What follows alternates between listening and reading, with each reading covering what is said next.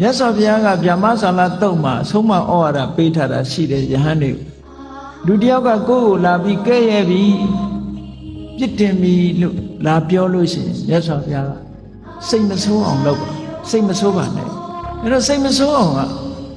နှလုံးသွင်းတရားမရှိဘဲနဲ့စိတ်မဆိုးအောင်နေဖို့ဆိုတော့တော်ခက်စိတ်လေးကိုပြင်လိုက်ရုံပဲ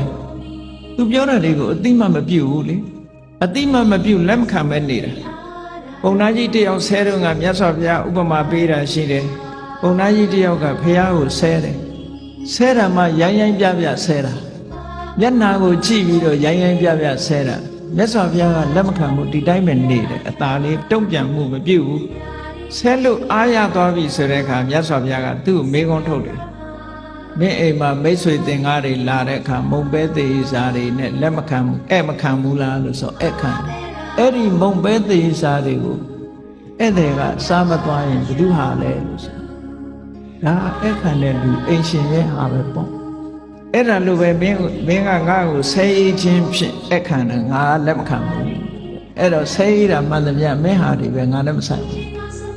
ဆဲတဲ့လူကိုပြန်ဆဲလို့ရှိရင်လက်ခံရရောက်တယ်သူ့ဟာကိုအတိမပြုတ်လိုက်ရရောက်တယ်ဆဲတဲ့ပုဂ္ဂိုလ်ပြန်မဆဲပဲနေမှသူကအတိမပြုတ်ရရောက်တယ်ကိုယ်စီမရောက်လာဘူး